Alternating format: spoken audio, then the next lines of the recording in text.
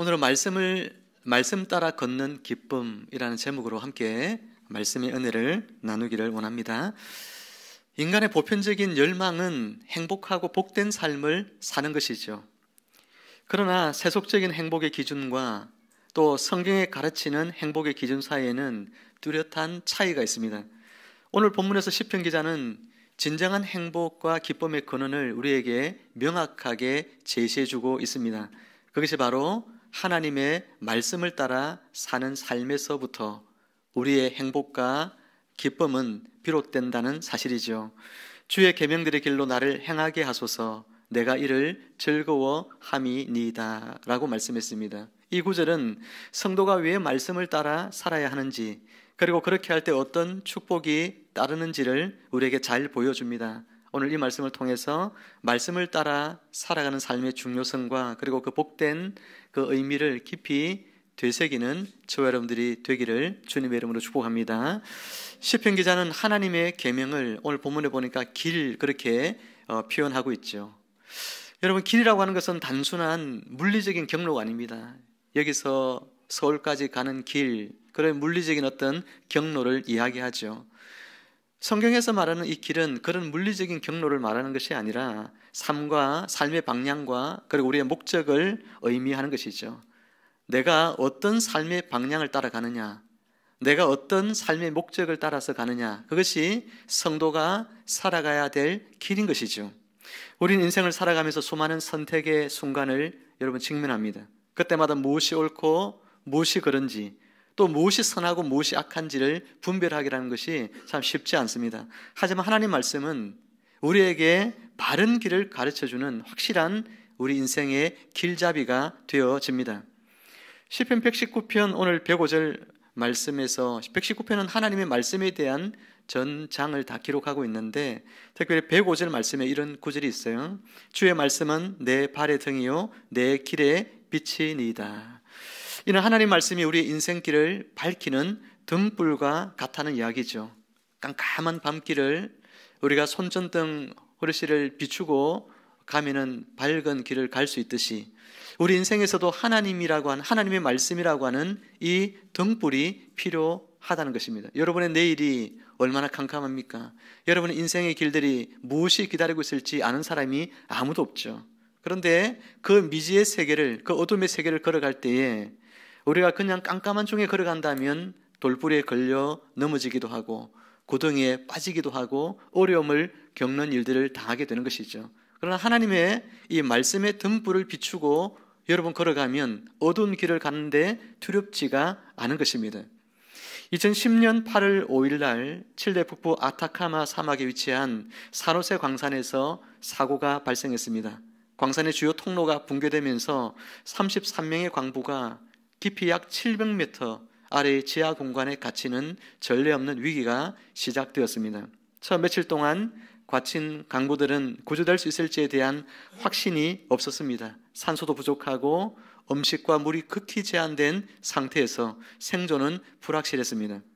하지만 강부들 가운데 깊은 신앙을 가진 인물이 있었습니다. 마리오 세풀베다와 호세 엘리케스라고 하는 독실한 신앙인이었습니다. 그들은 절망 속에서 하나님께 의지할 것을 다른 광부들에게 권합니다. 갇힌 광부들은 기도를 통해 정신적인 안정과 희망을 점차 유지하기 시작했습니다. 매일 특정한 시간에 모여서 기도회를 열고 그리고 그 기도의 중심에는 성경 말씀이 있었습니다. 비록 그들에게는 성경이 실제 성경을 들고 있지는 않았지만 광부들은 기억에 남는 하나님의 말씀들을 떠올리면서 그 말씀으로 서로를 위로하기 시작했습니다. 특히 호세 엘리케스는 하나님께서 우리를 버리지 않으셨습니다라고 하는 시편 말씀을 떠올리면서 동료들에게 용기를 북돋워 주었고 시편 23편과 같이 또 여호와는 나의 목자시니 내게 부족함이 없으리라 말씀을 통해서 또 사람들에게 위로를 주었습니다. 시편 46편에서는 하나님은 우리의 피난처이시며 힘이시다 라고 고백하며 격려했습니다.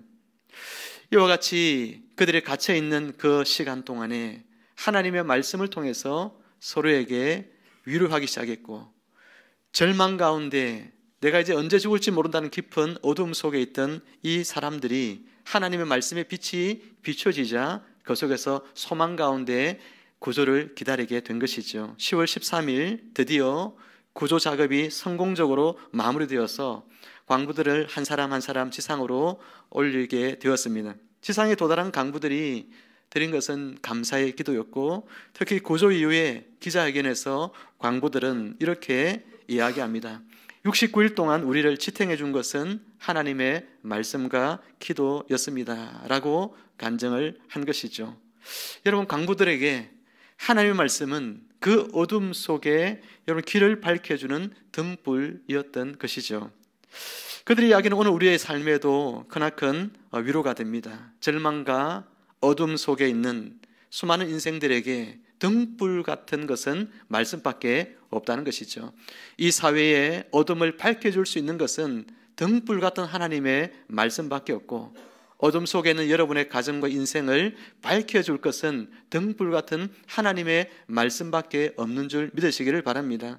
그 하나님의 말씀이 비춰질 때 여러분은 더 이상 어둠에 헤매지 아니하고 말씀이 비춰주시는 복된 길로 2025년도를 나아갈 수 있게 되어질 것입니다.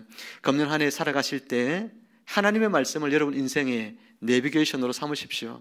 바꿔 말하면 여러분 인생의 길잡이로 삼으십시오.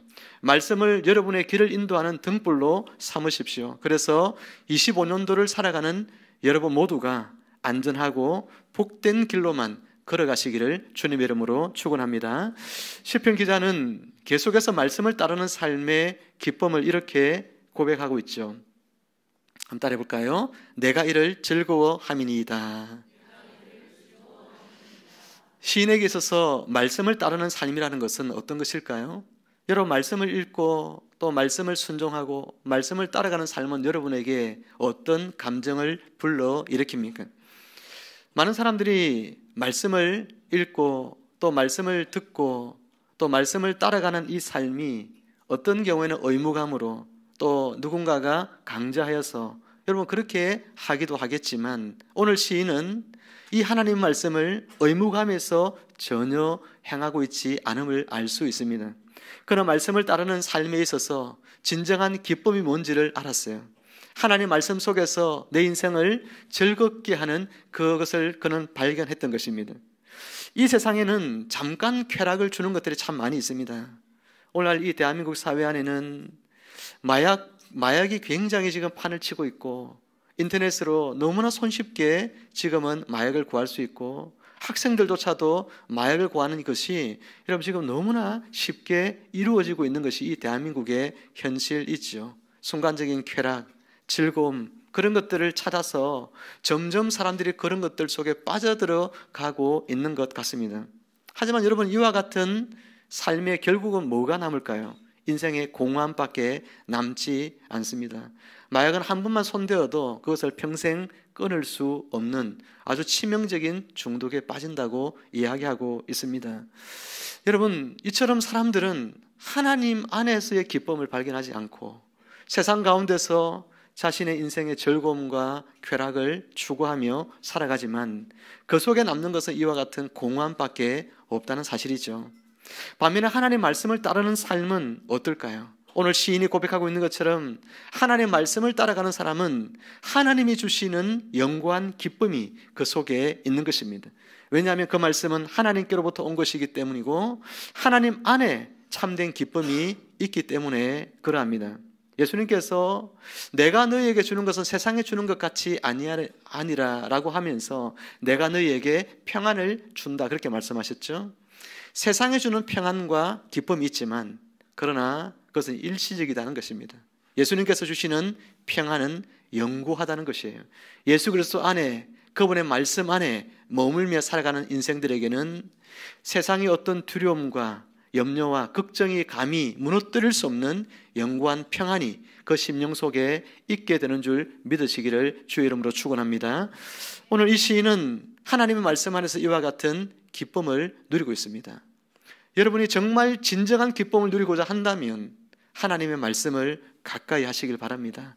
하나님 말씀 안에 거하시길 바랍니다. 하나님 말씀을 순종하고 그 말씀을 따르시기를 주의 이름으로 부탁합니다.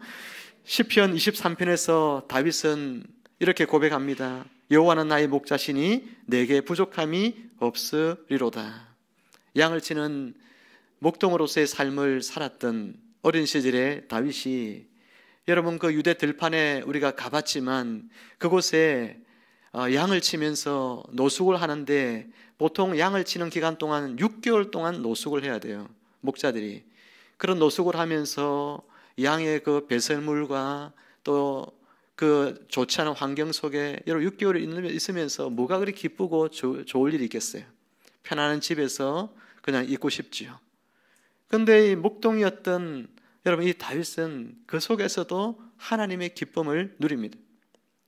환경이 나를 기쁘지 못하게 만들지라도, 내가 하는 일이 너무 고되고 힘들어서 내가 기쁨이 별로 없을지라도 하나님이 그에게 주시는 기쁨이 다윗의 인생에 있어요. 여호와는 내게 나의 목자시니 내게 부족함이 없으리로다, 그렇게 말씀하고 있습니다. 하나님 안에서 절대적인 만족, 절대적인 기쁨, 절대적인 평강을 다윗은 누리며 산 것이죠. 하나님의 말씀 안에 거하십시오. 그분이 여러분을 절대적인 평강과 기쁨과 감사의 삶으로 인도하여 주실 것입니다. 17세기에 영국의 청교도 작가인 존 번연이라는 사람이 있습니다. 그가 썼던 유명한 책이 철로 역정이라는 그런 책이죠. 불후의 명작입니다. 그는 12년 동안이나 억울하게 감옥에 갇혀서 살았어요. 감옥에 갇혀서 그가 12년 동안 옥고를 치르면서, 여러분 그의 삶을 지탱해 준 것이 무엇일까요? 억울하게 감옥에 갇혔으니 얼마나 오난이나, 그죠? 세상에 대한 한탄이나 원망이나 이런 마음들이 그의 마음을 얼마나 가득히 채우겠습니까? 그런데 그의 마음 가운데 그와 같은 감정들이 있지 않고 오히려 감옥 가운데 있으면서도 평안할 수 있었대요. 감옥 가운데 있으면서도 늘 날마다 감사하며 살 수 있었다고 합니다. 왜 그럴까요? 그에게 어떤 이유가 있어서 감옥 속에 있으면서 그와 같은 삶을 살까요? 그에게 하나님의 말씀이 있었기 때문입니다. 감옥에 있는 12년 동안 그는 날마다 성경을 묵상하고 읽고 하나님의 말씀을 가까이 했던 것이죠. 그것이 극한의 감옥에 갇혀있는 삶이었지만 그는 하나님의 말씀을 붙들고 묵상했을 때에 마음에 하나님 주시는 평강으로 12년의 시간을 잘 견딜 수 있었을 뿐만 아니라, 그 감옥에 있는 동안에 그가 써서 남기게 된 책이 뭐냐면 바로 불후의 명작이었던 철로 역정이라는 책이었던 것이죠. 그가 쓴 책은 시대와 또 지역을 넘어서서 전 세계 수많은 사람들에게 영적인 위로와 격려와 또 놀라운 도전을 안겨주었습니다. 사랑하는 성도 여러분, 존 번연이 누렸던 기쁨을 여러분들도 금년 한 해에 충만하게 누리게 되기를 주의 이름으로 축원합니다. 우리가 말씀을 따를 때 환경과 상관없이 하나님께로부터 주어지는 내적인 평안과 기쁨이 있습니다. 이는 단순한 어떤 감정적인 고향이 아니죠. 내 감정을 그냥 어떤 인위적으로 그렇게 즐겁게 만드는 것이 아니라 말씀이신 하나님 그분과의 관계 속에서 오는 깊은 영적인 만족감입니다. 예수님께서는 우리에게 이런 삶을 잘 보여주셨죠. 십자가를 가는 그 모진 고난의 길 속에서도 예수님께서 내적인 절대적 평강을 유지하고 그리고 기쁨을 잃지 않을 수 있었던 이유는 어디 있을까요? 바로 성부 하나님과의 친밀한 교제 속에 있습니다. 하나님과 우리가 어떻게 교제할 수 있습니까? 그분을 어떻게 만날 수 있습니까? 바로 하나님의 말씀 안에서 우리는 하나님을 만날 수 있습니다. 여러분이 하나님 말씀 속으로 걸어 들어간다면 그 말씀 안에 계시는 삼위 하나님을 만나게 됩니다. 그 하나님과의 깊은 만남 속에서 여러분은 예수님께서 누리셨던 그와 같은 평강과 기쁨을 여러분도 누리게 되어지는 것입니다. 그러니 새해에는 다짐해 보시길 바랍니다. 내가 말씀 속으로 금년 한 해 열심을 다하여 내가 걸어 들어가 그 말씀 안에 계신 하나님을 내가 만나리라 결심하는 여러분 되시기를 바랍니다. 끝으로 시편 기자는 이렇게 이야기합니다. 또한 나를 행하게 하소서라고 기도하죠. 나를 행하게 하소서. 한번 따라해 볼까요? 나를 행하게 하소서. 이는 단순히 하나님의 말씀을 아는 것에 멈추지 않고 그 말씀에 순종하며 살겠다는 결단이죠. 여러분, 하나님의 말씀을 아는 것으로 충분하지 않습니다. 하나님의 말씀을 여러분의 삶 속에 그것이 실현되어질 수 있도록 그 말씀을 순종함으로 이루어내는 삶을 살아가는 것이 우리에게 필요합니다. 많은 성도들이 말씀을 읽고 그리고 말씀을 듣는 것에 그칠 때가 많죠. 오늘도 설교 말씀을 들으면서 이 말씀을 듣고 내일 되면 오늘 무슨 말씀인지 모르고 까먹는 경우가 많이 있습니다. 말씀을 듣고 그치면 그 말씀이 나에게 은혜가 될 리가 없죠. 그 말씀이 내 속에 살아서 역사할 리가 없는 것입니다. 진정한 축복은 하나님 말씀을 내 삶 속에서 녹여내는 거예요. 내 삶 속에서 그 말씀을 따라서 살려고 내가 순종하며 힘쓸 때 비로소 그 말씀이 내 안에서 실제가 되어지는 것입니다. 순종은 때로 우리에게 어려운 결정을 요구할 때도 있습니다. 세상의 가치관, 성경의 가치관과 너무나 다르죠. 그 가치관과 성경의 가치관에 충돌할 때 또 때로는 여러분 개인의 이익을 포기해야 하는 그런 때도 있습니다. 그러나 순종을 통해서 우리는 하나님의 뜻이 아닌 뜻이 우리의 삶에 이루어지는 놀라운 그런 경험을 하게 되는 것이죠. 찰스 스펄전 목사님은 이런 이야기를 했습니다. 하나님의 말씀을 아는 것만으로는 부족하다. 그것을 행할 때 진정한 능력이 나타난다. 하나님의 말씀을 아는 것으로 부족하대요. 하나님의 말씀을 행할 때에 말씀의 능력이 진정으로 내 안에 나타나는 것입니다. 이는 말씀을 아는 것과 그것을 실천하는 것 사이의 중요한 차이를 우리에게 강조합니다. 우리가 말씀에 순종할 때 하나님의 능력이 우리 속에 역사하게 될 것입니다. 하나님의 말씀이 여러분 안에 살아서 역사하시기를 주님의 이름으로 축복합니다. 누가복음 18장과 누가복음 19장에는 재물에 대한 두 사람의 상반된 태도가 나옵니다.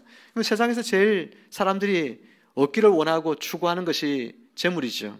이 재물에 대해서 두 사람은 전혀 상반된 태도를 취하는데 누가복음 18장에 보면 모든 것을 다 갖춘 인물이 나와요. 관리이고 아주 부자인 그리고 젊은 청년이 그런 사람이 오늘 나옵니다. 그런데 그 사람은 특별히 예수님께서 그 사람을 보면서 자신의 제자로 살아갈 것을 요청하죠.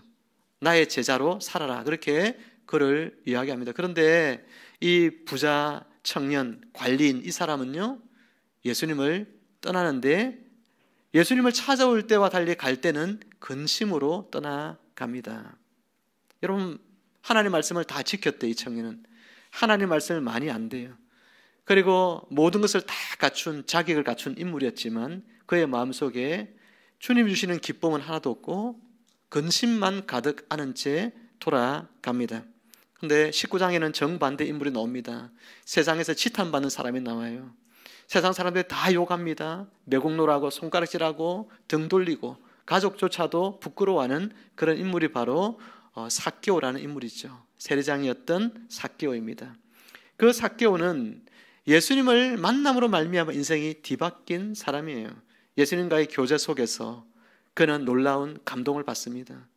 예수님과의 교제 속에서 주님 주시는 말씀을 통하여 삭개오는 자신이 무엇이 잘못되었는지를 깨닫습니다.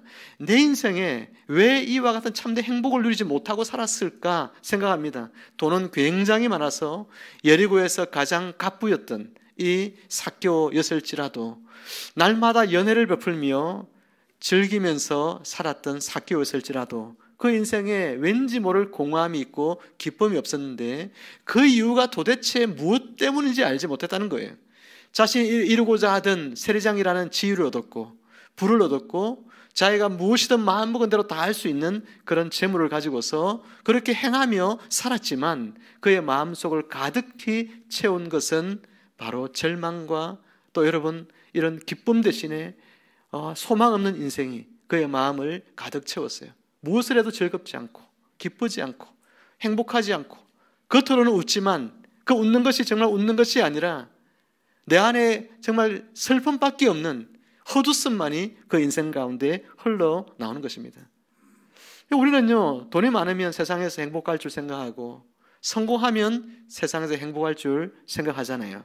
그럼 여러분 열심히 돈을 벌려고 하는 사람들이 얼마나 주위에 많이 있습니까? 근데 삭개오의 삶은 그것이 인생의 행복을 결정하는 요인이 아니다는 것을 우리에게 보여줍니다. 삭개오는 예수님과의 교제 속에서 그분의 말씀을 들으며 삭개오는 마음 가운데 일어나는 변화를 느끼게 됩니다. 예수님께 이런 고백을 하죠. 주님이 말씀하셨던 그 말씀에 순종하여 내가 가난한 자들에게 내 재산의 절반을 나누어 주고 누구의 것을 속여 빼앗은 일이 있으면 4배로 내가 갚겠습니다 라고 하면서 모든 재산을 다 이렇게 나누어 줍니다. 그리고 나서 예수님을 따라가는 예수님의 제자가 되죠. 삭개오는 행복했을까요? 행복하지 않을까요? 행복하죠. 기쁠까요? 기쁘지 않을까요? 기쁘죠. 재물이 있을 때는 기쁘지 않았지만 재물을 가난한 자들에게 나눠주고 주님을 따라갈 때는 삭개오는 세상에 줄 수 없는 기쁨을 예수 그리스도 그분의 말씀을 통하여 얻게 되었던 것이죠. 이 두 사람 인생을 가만히 생각해 보십시오. 두 사람 중에 외부적인 조건으로만 따지면 누가 더 인생을 행복하게 살 수 있을까요? 부자 청년일까요? 아니면 삭개오일까요? 부자 청년이 훨씬 더 외부적으로는 더 행복할 수 있는 조건이 많이 있었겠죠. 그런데 결론적으로 누가 더 행복한 삶으로 나아갑니까? 삭개오죠. 삭개오는 모든 것을 다 내려놓고 예수님 따라가면서 그 인생에 자신이 힘써 결코 얻을 수 없는 인생의 행복과 기쁨을 예수 그리스도 그분과의 교제 속에서 그분의 말씀 속에서 그는 발견하게 된 거예요. 사랑하는 성도 여러분, 오늘 여러분들이 여러분 인생의 진정한 행복을 어디서 발견하기를 원합니까? 어디에 가면, 무엇을 하면 여러분 행복할 수 있을까요? 여러분 어떤 삶을 살면 여러분 기쁘게 살 수 있을까요? 여러분 좋은 집을 사고 좋은 차를 사고 여러분의 하고 싶은 일들을 마음껏 행할 수 있다면 1년에 적어도 한 2-3달 정도는 해외여행을 가서 여러분의 꿈에 그리던 곳에 가서 그곳에서 안식하며 쉴 수 있다면 여러분 인생 행복할까요? 제가 아는 어떤 분이 젊은 날 한 20년 정도를 전 세계를 여행을 다닌 거예요. 전 세계 안 가본 곳이 없는 그런 분이에요.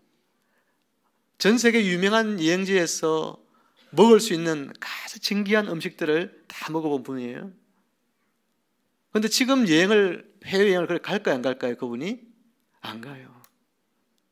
처음에는 너무 좋았대요. 그런데 그렇게 10몇 년을 다녀보니까 세상에 특별할 것이 하나도 없다는 것입니다. 이제 그게 그거고 저게 저거예요. 그래도 부럽죠, 여러분은? 그러면 살아보면 좋겠죠. 예. 근데 그분이 그런 거예요. 절대 행복하지 않습니다. 그 모든 것 다 누려보고 이렇게 살아보지만 하나도 행복한 것이 없습니다. 여러분 인생은 그런 거예요. 내가 누릴 것 다 누리고 가질 것 다 가진다고 해서 인생 행복한 것이 아니라 진짜 행복, 내 인생의 삶의 목적, 내가 왜 사는지 그 이유를 어디서 우리는 발견할 수 있을까요? 바로 하나님의 말씀 안에서 발견할 수 있습니다. 말씀은 우리 인생의 행복 설명서예요. 여러분 인생의 행복 설명서가 바로 말씀입니다. 그 말씀 안에 여러분의 행복이 있고 기쁨이 있고 즐거움이 있음을 기억하시기를 바랍니다. 그러니 말씀 안에 즐겨 순종하는 저와 여러분들이 되기를 주님의 이름으로 축복합니다. 오늘 금년 한 해 우리가 말씀을 따라 살아가는 한 해로 우리가 표를 정하고 살아갑니다. 어떻게 하면 우리가 이 하나님 말씀을 따라 살아갈 수 있을까요? 여러분들에게 금년에 4가지를 함께 우리가 우리의 삶에 적용하면서 살아가면 좋겠습니다. 첫 번째는요, 말씀 읽기와 묵상입니다. 한번 따라합시다. 말씀 읽기와 묵상. 여러분 말씀 읽기와 묵상에 여러분 삶을 헌신해 보시기를 바랍니다. 매일 정해진 시간에 하나님 말씀을 읽고 묵상하는 습관을 기르십시오. 새벽 기도에 나와서 매일 새벽 시간 우리가 매일 성경 큐티책으로 하나님 말씀을 듣고 또 묵상하는 시간을 가질 때 여러분 참 좋은 습관을 기를 수 있습니다.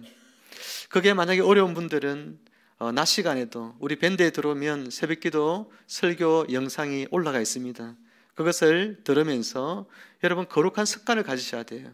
하나님 말씀을 매일마다 내가 가까이 하려고 하는 거룩한 습관을 가져야 돼요. 그래야 여러분의 인생이 달라집니다. 앞에서 아무리 이렇게 이야기해도 그것을 깨닫지 못하는 사람들이 있습니다. 하나님 말씀을 듣고 그 말씀을 묵상하고 그 말씀을 따라 내가 순종하며 살려고 여러분 금년에 힘을 써보세요. 여러분 인생이 달라지나 달라지지 않냐? 이거는 물어볼 필요도 없는 이야기예요. 여러분 인생이 하나님의 말씀으로 디자인되어집니다. 새로운 인생으로 디자인되어집니다. 그것을 여러분 경험하셔야 하나님 말씀을 더 가까이 하게 되겠죠. 5분이라도 좋으니 하나님 말씀을 묵상하십시오. 둘째는요, 하나님 말씀을 삶에 적용하시기를 바랍니다. 오늘 누군가에게 친절을 베풀라 이런 말씀을 들었으면 그 말씀을 가지고 내 삶에 오늘 하루 누구에게 내가 친절을 베풀 것인가, 여러분 그것을 생각하면서 삶에 적용해 보세요. 직장에 갔는데 오늘 아침에 새벽 기도에 목사님이 오늘 누군가에게 친절을 베푸는 삶을 살라고 했는데, 직장에 가서 누군가에게 내가 친절을 베풀까를 생각하면서 기도하고 생각하면서 가보세요. 가보면 그 사람이 떠오릅니다. 그 사람에게 오늘 말씀대로 적용해 보세요. 순종해 보세요. 그 사람에게 친절을 베풀고 사랑을 베풀어 보세요. 그 사람이 여러분들을 좋아할까요? 안 좋아할까요? 좋아하죠. 여러분의 삶이 바뀌기 시작합니다. 하나님 말씀을 삶에 적용하는 순간 주변의 사람들로부터 여러분에 대한 인식이 달라지기 시작해요.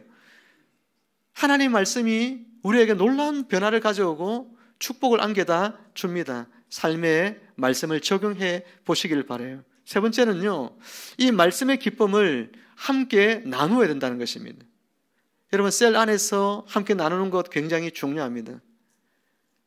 금년에는 셀 모임 가질 때 더 열심을 다하여 여러분 셀 모임 가지시길 바라고, 셀 모임 시간에 우리가 기도도 하고 교제도 하고 삶도 나누지만, 그러나 셀 모임의 핵심적인 것은 오늘 하나님이 나에게 주신 이 주일날 이 말씀이 내 삶에 어떻게 적용될 것인가, 이 말씀을 가지고 내가 한 주간 동안 어떻게 살 것인가를 심도 있게 성도들 서로 간에 나누는 것입니다. 오늘 말씀을 들으면서 내가 어떤 부분에서 내가 깨어지고, 오늘 말씀 속에서 어떤 부분에 내가 은혜를 받고, 이 말씀이 나에게 무엇이라고 말씀하셔서 내가 이 말씀 앞에 내가 회개할 것은 무엇이며 한 주간 내가 이 말씀을 지키기 위해서 어떻게 살 것인가를 여러분이 셀 모임 속에서 함께 교제하고 나눌 때 서로가 서로에게 도전과 격려가 되어서 하나님 말씀해 주는 이 풍요로움을 더 깊게 누리게 되어지는 것입니다. 네 번째는 말씀을 암송하십시오. 금년에는 말씀을 암송할 것입니다. 69절 암송구절과 189절 암송구절을 가지고 금년 한 해 암송을 해서 암송 테스트를 한 번씩 할 거예요. 이것은 테스트를 하는 것은 여러분을 힘들게 하려고 하는 것이 아니라 암송 테스트를 잘하는 사람들에게는 큰 상을 주려고 합니다. 금년 한 해 암송을 해서 열심히 암송을 해가지고 그 테스트에 잘 통과하시는 분들은 큰 상을 주려고 해요. 저는 정말이에요. 우리 주일학교 아이들, 교회학교 친구들은 암송을 잘하는 친구들은 더 큰 상을 주려고 합니다. 우리 다니엘 기도회 때도 되고 있는 모 교회에서 그 목사님이 암송 천구절한 교회학교 아이들 데리고 영국의 교회들을 돌아보고 이렇게 하는 이야기 들으셨잖아요, 그죠? 예. 우리는 우리 교회학교 아들 데리고 영국만 아니라 미국도 가고 세계 일주를 할 수 있으면 좋을 것 같아요. 예. 제 소망이에요. 어쨌든 금년에는 우리가 69절, 189절 두 개를 가지고 성경 암송을 할 것입니다. 그래서 말씀을 많이 암송하시면 지식적으로 그것이 나에게 기억이 되어질 때 시간이 지나면 그것이 내 안에 말씀이 살아 움직이기 시작합니다. 내가 어떤 위기에 빠지거나 어떤 문제가 있거나 그럴 때 그 말씀이 나에게 정말 인생의 해답이 되어져요. 그것을 우리가 경험할 수 있습니다. 그러니까 금년 한 해는 하나님 말씀 암송하는 일에 우리 모든 온 성도님들이, 우리 꼬맹이들부터 다 아이들 저런 위에 있는 저 떠드는 저 아이들도 여러분 다 알아요. 하나님 말씀 암송할 수 있어요. 다 하시고 그렇게 해서 암송을 금년은 다 하시기를 바랍니다. 마지막으로 이제 결론을 맺습니다. 새해를 시작하면 우리는 말씀 따라 한 걸음, 기쁨 가득한 한 해라는 표어로 금년 한 해 살아갈 것입니다. 금년 한 해는 여러분의 삶이 또 우리 교회 공동체가 말씀 따라 한 걸음씩 걸어감으로 기쁨이 가득한 한 해를 누리게 되기를 주의 이름으로 축복합니다. 시편 기자의 고백처럼 나로 하여금 주의 계명들의 길로 행하게 하소서, 내가 이를 즐거워함이니이다 라고 고백하며 함께 금년은 나아갑시다. 때로는 힘들고 어려운 순간이 올 수 있습니다. 하지만 말씀의 등불을 따라서 한 걸음씩 나아갈 때에 우리의 길은 점점 더 밝아지게 될 것입니다. 여러분 이제 먼지 쌓인 성경을 꺼내십시오. 그리고 그 안에 담긴 하나님의 사랑과 지혜를 여러분 만나 보십시오.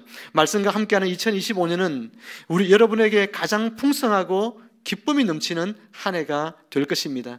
내가 주의 법도를 지켜오리니 나를 버리지 마옵소서라고 고백했던 시인의 다짐의 말씀처럼 우리도 주의 법도를 지킬 때 하나님께서 여러분을 지켜주시고 책임져 주시는 그런 놀라운 은혜를 이 금년 한 해 누리시기를 바랍니다. 새해는 어쨌든 하나님의 말씀 속으로 걸어 들어가십시오. 그리고 그 속에서 살아 역사하시는 전능하신 삼위 하나님을 여러분 모두가 만나셔서 금년에 여러분의 인생, 여러분의 가정, 우리 강주 샘물교회가 더욱더 형통하고 복되어지기를 주님의 이름으로 축원합니다. 기도하겠습니다. 하나님 아버지 은혜를 감사합니다. 금년 한 해 하나님 말씀을 따라서 저희들이 살기를 원합니다. 하나님 아버지 성령의 도우심 속에서 하나님 말씀을 묵상하고 말씀을 순종하고 그리고 그 말씀을 마음속에 새기는 암송을 하며 살아갈 때에 우리 하나님 이 말씀이 우리 안에서 살아 움직이는 놀라운 은혜를 저희들이 누리게 하여 주옵소서. 성경 속에 계신 하나님이 아니라 그 속에 마치 박제되어 있는 듯 그렇게 여겨지는 하나님이 아니라 2025년 지금도 여전히 살아서 역사하시는 삼위 하나님을 우리가 말씀 안에서 만나게 하여 주옵소서. 삼위 하나님의 전능하심과 삼위 하나님의 은혜 베푸심을 우리 모든 성도들이 날마다 누려갈 수 있도록 우리가 매일마다 하나님 말씀 속으로 걸어 들어갈 수 있도록 축복하여 주옵소서. 예수님의 이름으로 감사하며 기도하옵나이다. 아멘.